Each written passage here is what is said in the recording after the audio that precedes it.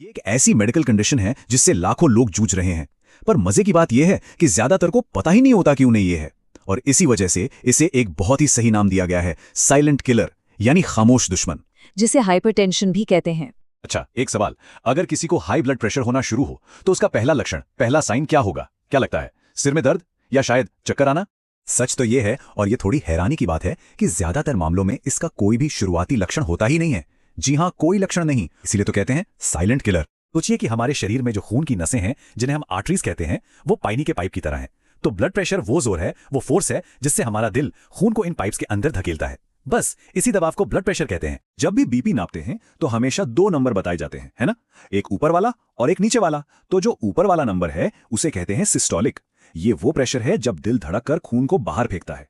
और जो नीचे वाला नंबर है वो है डायस्टोलिक, यानी वो प्रेशर जब दिल दो धड़कनों के बीच में आराम कर रहा होता। तो फिर सही रेंज क्या है?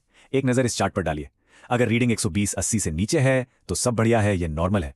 लेकिन अगर ये रीडिंग लगातार 140/90 या उससे ऊपर आ रही है तो इसे हाई ब्लड प्रेशर माना जाता है। और हाँ, 180/120 से ऊपर का लेवल ये एक मेडिकल इमरजेंसी है, जिसमें तुरंत डॉक्टर के पास जाना चाहिए। अब देखिए, अगर बीपी को कंट्रोल ना किया जाए तो ये धीरे धीरे शरीर के सबसे जरूरी अंगों पर असर डालता है। ये दिल पे जोर डालकर हार्ट अटैक का खतरा बढ़ाता है, दिमाग की नसों को कमजोर करके स्ट्रोक या लकवे का कारण बन सकता है। इसके अलावा ये किडनी को फेल कर सकता है, आंखों की रोशनी छीन सकता है और पैरों में खून के दौरे को भी कम कर सकता है। जब तक लक्षण दिखाई देते हैं तब तक तो नुकसान होना शुरू हो चुका होता है। अब यह सवाल उठता है कि आखिर ये ब्लड प्रेशर बढ़ता ही क्यों है? क्या है इसके पीछे की वजह? चलिए इसके आम कारणों और रिस्क फैक्टर्स को जानते हैं। हाई बीपी के पीछे कई वजह हो सकती हैं, जैसे कि खाने में बहुत ज्यादा नमक, लगातार टेंशन में रहना, मोटापा, एक्सरसाइज की कमी, स्मोकिंग, शराब, नींद पूरी ना होना, या फिर ये परिवार में भी चल सकता है। लेकिन सबसे बड़ी और ध्यान देने वाली बात यह है कि लगभग 90% मामलों में इसकी जड़ हमारी अपनी जीवन शैली, हमारे लाइफस्टाइल में ही छुपी होती है। 90% वजह हमारा लाइफस्टाइल है, तो इसका मतलब है कि 90% समाधान भी हमारे ही हाथ में है। तो चलिए अब उन पक्के कदमों की बात करते हैं जिन्हें उठाकर सेहत की बागडोर वापस अपने हाथ में ली जा सकती है। बीपी कंट्रोल की शुरुआत होती है एक सफेद चीज से, नमक। वर्ल्ड हेल्थ ऑर्गेनाइजेशन के मुताबिक एक इंसान को दिन भर में सिर्फ 5 ग्राम नमक खाना चाहिए। अब ये 5 ग्राम कितना होता है?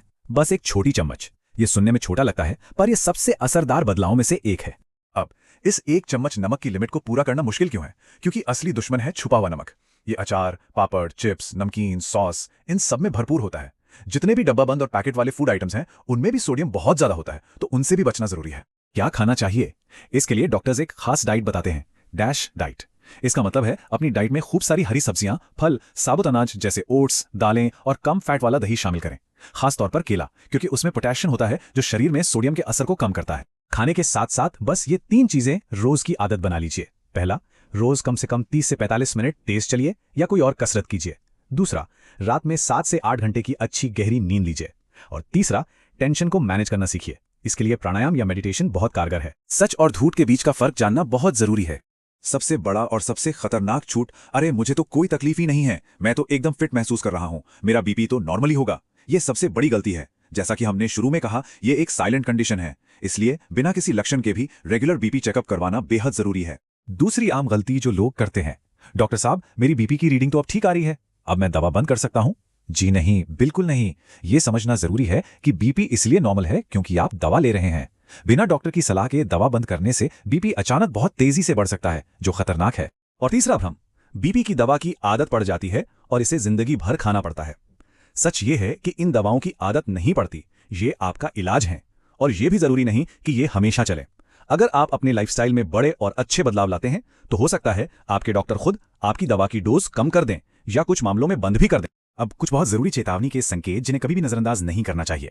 अगर हाई ब्लड प्रेशर के साथ साथ सीने में तेज दर्द हो, बोलने में जुबान लड़खड़ाए, शरीर की एक तरफ कमजोरी महसूस हो, अचानक बहुत तेज सरदर्द हो या फिर सांस लेने में दिक्कत हो, तो ये एक मेडिकल इमरजेंसी है। ऐसे में एक पल की भी देरी किए बिना अस्पताल जाना चाहिए। हाई ब्लड प्रेशर अपने आप में एक बीमारी से ज्यादा हमारे शरीर का दिया हुआ एक वार्निंग सिग्नल है।